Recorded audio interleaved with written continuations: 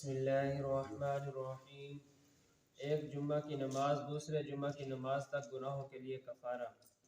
حدیث حضرت ابو ہریرہ رضی اللہ تعالی عنہ سے روایت ہے کہ رسول اللہ صلی اللہ علیہ وسلم نے فرمایا، جس شخص نے اچھی طرح وضو کیا پھر جمعہ کی نماز کے لیے مسجد میں آیا، خاموشی کے ساتھ خطبہ سنا تو اس کے اور دوسرے جمعہ کے درمیان گناہ معاف کر دیے جاتے ہیں، بلکہ 3 دن اور زائد کے۔ اور جس شخص نے کنکر کو ہاتھ لگایا اس نے لغو کام کیا۔ فَأَحْسَنَ الْوُضُوءَ، اب اچھی طرح وضو کرے۔ اس جملے میں وضو کو اس کے سنن و آداب کے ساتھ کرنے کی ترغیب دی جا رہی ہے۔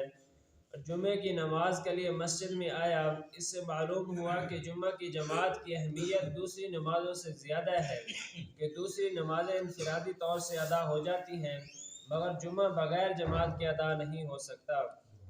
یہاں پر ایک مسئلہ بھی سن لیں کہ اگر کسی کا جمعہ رہ جائے تو وہ جماعت کے ساتھ ان کے ظہر کی نماز ادا کرے گا، نہ کہ جمعہ کے 2 فرض۔ اور امام خطبہ کے درمیان بقدر ضرورت بات کر سکتا ہے کہ خاموشی کے ساتھ خطبہ سنا۔ امام ابو حنیفہ رحمہ اللہ کے نزدیک خطبہ کا سننا ضروری ہے۔ دینی ضرورت کے تحت امام بقدر ضرورت بات کر سکتا ہے، مگر سامعین کو اس کی اجازت نہیں، جیسا کہ ایک دوسری روایت میں آتا ہے کہ من قال یوم الجمعۃ والامام یخطب انصت فقد لغو، کہ امام جمعہ کے دن خطبہ دے رہا ہو اور کسی نے دوسرے کو کہا کہ خاموش ہو جاؤ، تب بھی اس نے لغو کام کیا، تو اس کے گزشتہ جمعہ اور اس جمعہ کے درمیان گناہ معاف کر دیے جاتے ہیں، اور مزید 3 دن کے، کیونکہ شریعت کا قاعدہ ہے کہ من جاء بالحسنۃ فلہ عشر امثالھا، کہ جو ایک نیکی لائے گا اس کو کم سے کم 10 گنا اس کا اجر ملے گا۔ تو اس اصول کی بنا پر ایک جمعہ پڑھنے سے آدمی کے 10 دن کے گناہ معاف ہو جاتے ہیں۔ ومن مس الحصیٰ فقد لغو، کہ جس نے کنکر کو ہاتھ لگایا اس نے لغو کام کیا۔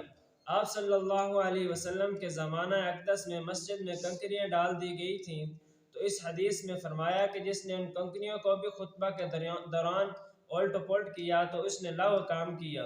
اس سے معلوم ہوتا ہے کہ خطبہ نہایت ہی خشوع اور خضوع سے سننا چاہیے۔ دعا ہے کہ اللہ تعالیٰ عمل کرنے کی